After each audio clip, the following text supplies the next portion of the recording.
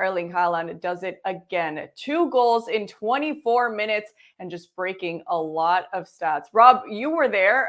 How was the atmosphere with Haaland's second goal? And he now broke Luis Suarez and Cristiano Ronaldo's, of course, best season in the Premier League. 31 goals and now 32 for him. Yeah, it's getting a bit silly now, to be honest. Every time he scores, the City fans go up and they celebrate, but it's almost like they can't believe he's done it again. It seems like every week he's scoring goals, breaking more records.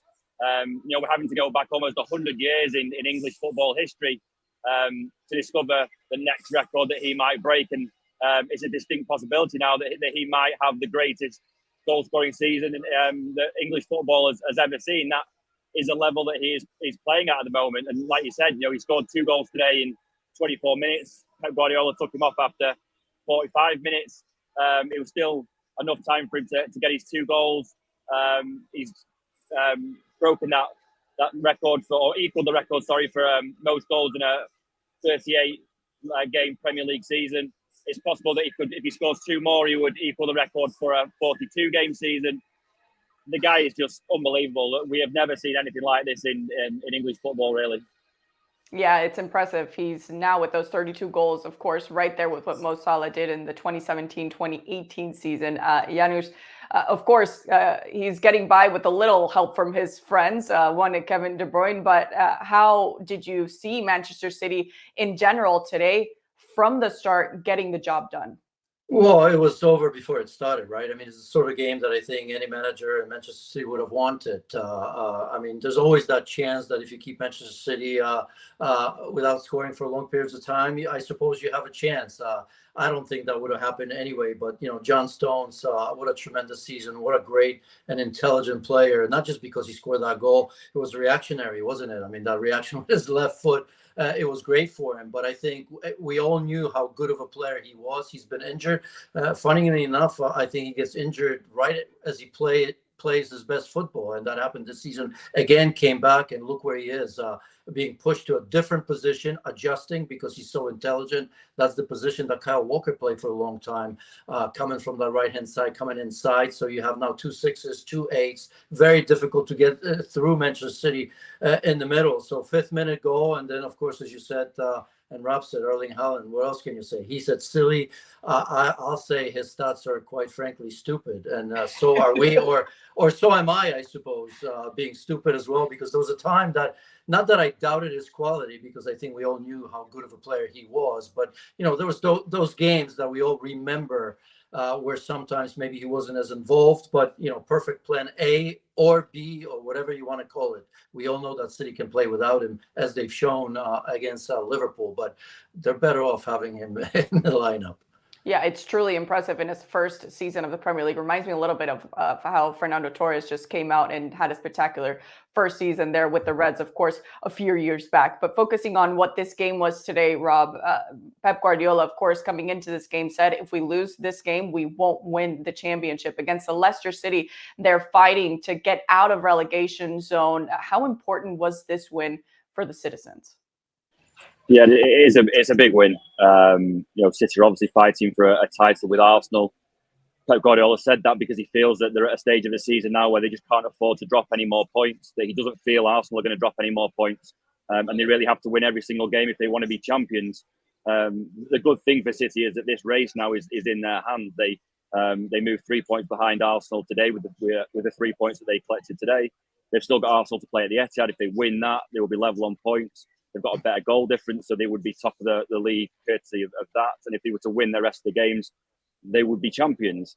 Pep Guardiola really is just trying to instill some kind of urgency in his team, because really it's a cliche, it's a horrible cliche, but every game now is a cup final. They are still on course for a treble that we've not seen since Man United achieved it in 1999. But at the moment, whether Pep Guardiola wants to talk about it or not, it is a distinct possibility. As I said, the title race is in City's hands. They're well placed in the Champions League. They've just beaten one of the favourites, Bayern Munich, 3-0 a couple of days ago. They've got an FA Cup semi-final against a championship side in Sheffield United to come next weekend. It's very, very possible that we could be talking in a couple of weeks about City winning a treble, just as it is we could be talking about Haaland scoring or achieving the greatest goal-scoring feats that we've ever seen in this country. we could be talking about City doing something that has only been achieved once before. It doesn't seem particularly likely, but we are at a stage now where we have to talk about both those things as a possibility. Yeah, and just to add to that a little bit, Mm-hmm. Pep won't admit it, but I mean, we're talking about Manchester City that, they're hard to stop once they get on the run. And all this season, they really haven't had the runs that we're used to. The over 10, the 11, 12, 13, 14, how many ever they've had in the past.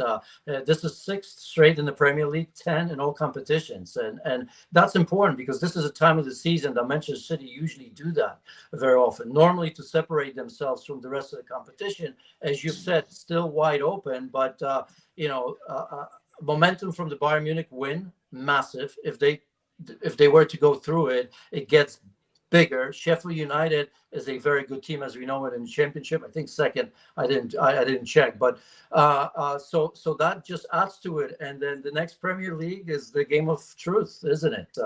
Next Premier League is going to be at the Etihad against Arsenal. So it's going to be a superb finish because. And Rob, correct me if I'm wrong, because I think that the last game of the season may be Brighton. We've seen what Brighton did today. Because I think if they get through Bayern, they won't be able to squeeze this game through. I'm not sure if they get past Bayern or they have to get past the next opponent. But it's quite possible that the decider is going to be against Brighton, who, by the way, themselves may be fighting for top 4. Who knows? Yeah, they'll have to do that balancing act. Of course, that responsibility that falls on Pep Guardiola's shoulders. But he, of course, and as you both know, that he knows a thing or two about winning a treble a few years back, of course, in a different league with a different team. But now focusing on their rival today, Rob, with Leicester City on the opposite side of the spectrum of this situation, fighting for that relegation with, of course, Dean Smith now in charge. And this being his first game after being appointed Tuesday, Brendan Rodgers being sacked earlier this month. How tough was that loss for them today? Yeah, it was. It was a very, very tough start. And as we said earlier in the show, that the game really was over after sort of 20, 25 minutes. And you could probably say it was over after 13 minutes after the second goal goes in. It probably wasn't the start that Dean Smith was hoping for. He was hoping to keep it quite tight and maybe nick something on the break. That didn't happen, and then you have to be a bit more expansive, and it's always difficult when you do that at City. The positive for Dean Smith is that they finished the game very, very well. I think some fans may look at the score and go, "Oh, 3-1, that was easy for City." Well, at the end, it really wasn't. Pep Guardiola used the game to make a lot of changes midway through the second half. It allowed Leicester to get back in. They got that goal back to make it 3-1.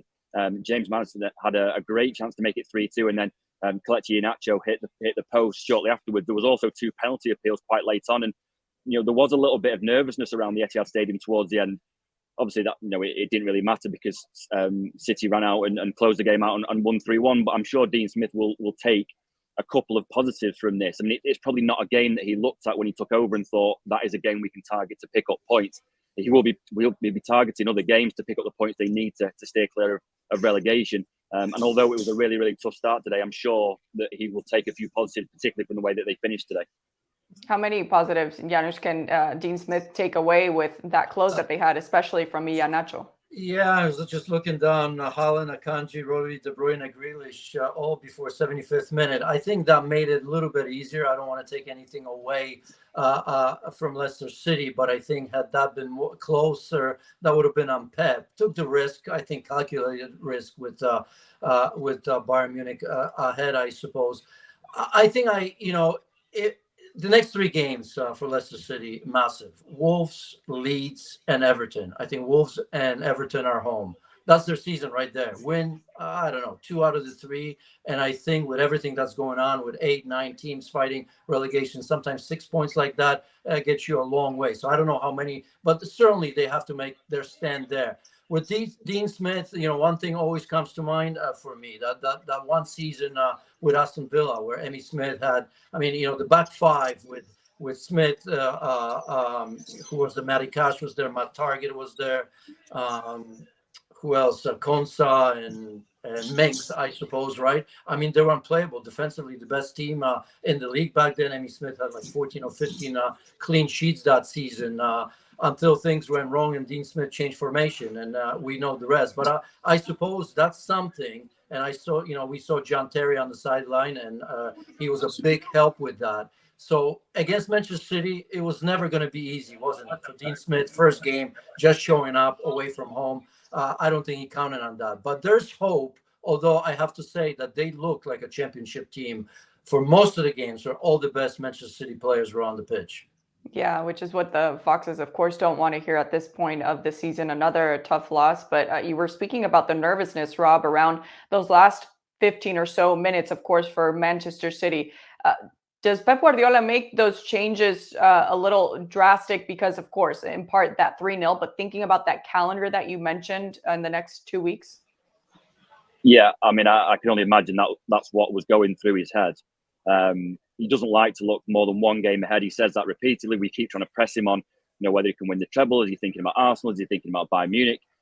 And he never answers it. It's always it's just the next game. But when you're managing a season like this, when you're still involved in 3 competitions in the middle of April, you have to look beyond where you are at that point. He will have a plan for this next couple of weeks to get through this schedule, because it is grueling. They play every 3 days, every 4 days for most of the season, and it takes its toll on players. And you see the way that he's handled Erling Haaland today. He scored 2 goals at halftime. He's immediately off. He's wrapped in cotton wool. He didn't appear back on the bench until sort of the 80th minute. He'll be getting treatment and recovery in the dressing room to get him ready for Bayern Munich next week, and then an FA Cup semi-final, and then a game against Arsenal. This is all the kind of thing that perhaps we don't see behind the scenes that goes into a season where you're chasing all of these trophies, because these players just can't play every single minute. And today, obviously, Pep Guardiola has seen his chance to rest a few, to give a couple of players a few minutes off. There was a very, very brief spell today where it looked like it might be beginning to backfire. It didn't. They've come through it. And Pep Guardiola will say that his decisions are justified. He's, in theory now, he's got Erling Haaland, who should be fresh and ready to go in Munich next week. Do you justify those decisions, Janusz?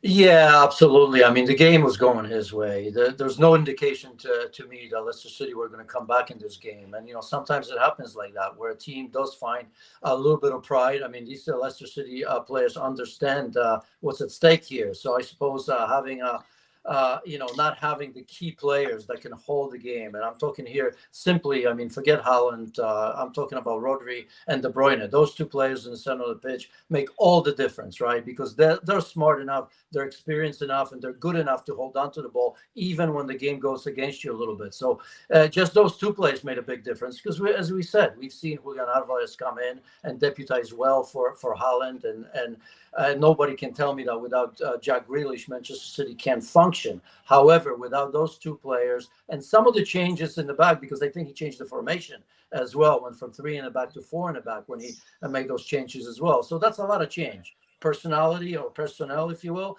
and change of system. And in the end, it looks as if they lost control of the game, which I'm not 100% sure it's true.